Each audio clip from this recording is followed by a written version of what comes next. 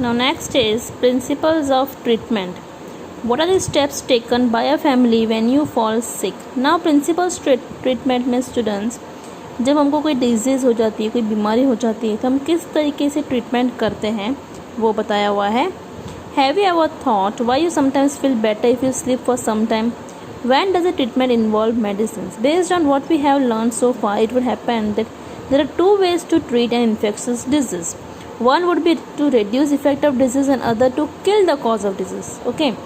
Disease को ठीक करने के दो तरीके हैं. एक तो डिज़ीज़ का जो इफ़ेक्ट है, जैसे कि अगर हमें हेडेक हुआ है सपोज़, तो अगर हम थोड़े टाइम के लिए सो जाते हैं तो भी कभी कभार हमारा हेडेक जो है वो थोड़ा बहुत कम हो जाता है. लेकिन सोने से उसका एक्चुअल जो कॉज है कि हेडेक क्यों हुआ वो नहीं मरता है. ठीक है. तो दो तरीके हैं, एक तो उसके इफ़ेक्ट को मारना, दूसरा उसके कॉज को मारना.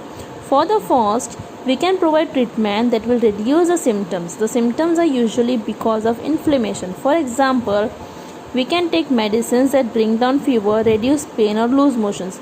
We can take bed rest so that we can conserve our energy. This will enable us to have more of it available to focus on healing.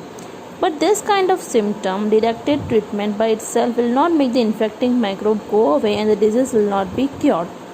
For that we need to able to kill the microbes. ठीक है. Simply सोने से या fever का जो temperature है वो down करने से जो फीवर का कॉज है वो नहीं मरता है. उसके लिए सबसे पहले हमें उसका इफ़ेक्ट तो हम रिड्यूस कर सकते हैं स्लोली, साथ ही साथ उसका जो कॉज है, जो माइक्रोब्स है, उसको भी हमें मारना होगा. How do we kill microbes? One way is to use medicine that kill microbes. ये तो हमने देखा ही था कि माइक्रोब्स जैसे कि वायरस है, फंगी है, बैक्टीरिया, उसको कैसे मारना है. ठीक है. सबके अलग अलग टाइप के मेडिसिन होते हैं.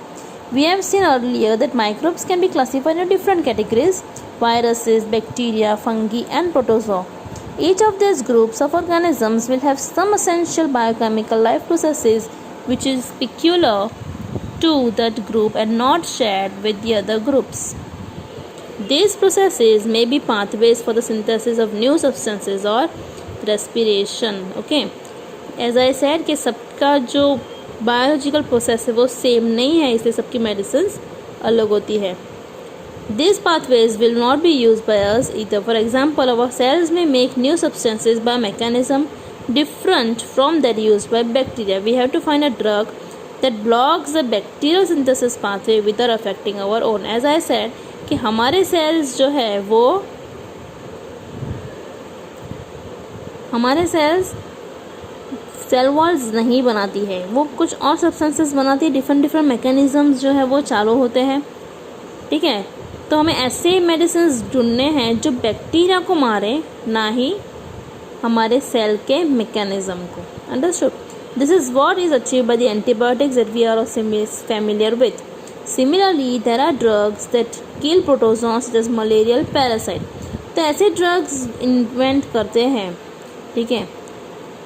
वो ऐसे ड्रग्स इन्वेंट करते हैं जो हमारे सेल्स को इफ़ेक्ट नहीं करते हैं, लेकिन हमारे जो पैरासाइटिक एजेंट्स हैं, जो वायरसेस हैं, फंगाई हैं, उनको इफ़ेक्ट करता है, ना कि हमारे बॉडी को.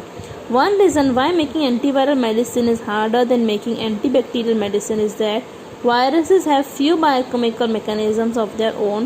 They enter our cells and use our machinery for their life processes. This means that there are relatively few virus-specific targets to aim at.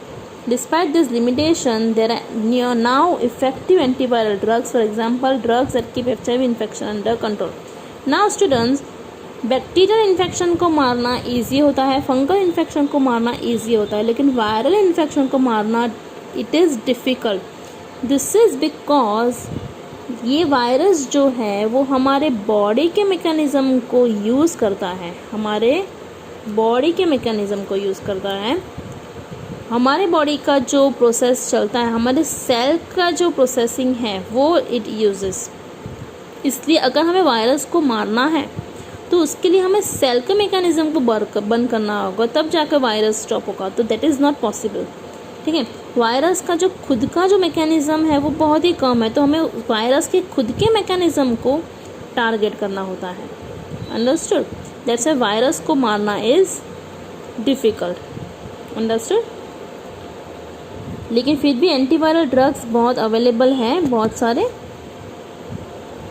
ना जैसे कि HIV इन्फेक्शन है, यहाँ पे HIV टोटली जो है वो कंट्रोल नहीं होती है, बट उसको हम टोटली नहीं मार सकते, वायरस को टोटली नहीं मार सकते, लेकिन हम HIV की इन्फेक्शन को कम कर सकते हैं। Understood. Next is principles of prevention.